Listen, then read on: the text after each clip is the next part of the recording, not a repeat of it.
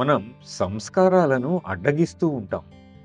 మనలను సరైన విధంగా మలిచే అవకాశం సంస్కారాలకు ఇవ్వకపోగా, ఈ సంస్కారాల ఈ విధంగా కాకపోగా, బుద్ధిపూర్వకంగా మనం వాటిని వ్యతిరేకిస్తూ, వాటిని భాండాగారంలో అలాగే ఉంచేస్తూ, పైగా వాటికి మరిన్ని జత చేస్తున్నాం. అటువంటి ఆత్మగతి ఏమిటో ఒక్కసారి ఊహించండి. ఈ ప్రపంచంలో వారు అనుకుంటున్నట్లుగా జీవితాన్ని ఇంకా మెరుగుపరుచుకోవాలని కోరుకునే అనేక మంది జీవితాల పరిస్థితి ఏమవుతుందో ఒక్కసారి ఊహించండి. అందువల్ల జీవితం జీవించడానికే కానీ మెరుగుపరచటానికి కాదు.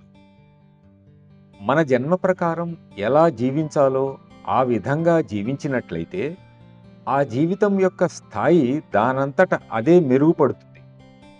భౌతిక సుఖాలలో కాదు. అలా అని అవి ఉండవని అనడానికి కూడా లేదు. మీరు తెలివైన వారు కాకపోవచ్చు. అవసరం లేదు కూడా.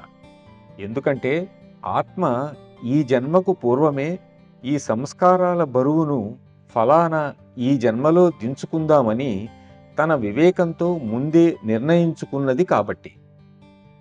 అది వివేకము కాదు, వివేకహీనత కాదు, తర్కము కాదు, తర్కరహితము కాదు. మనకు సరిగ్గా ఏది అవసరమో ఆ విధంగానే జరుగుతున్నది. ఇలా ఉన్నప్పుడు ఈ ప్రణాళికకు మనం విధేయులుగా ఉంటే జీవితం సహజంగా మెరుగుపడుతుంది.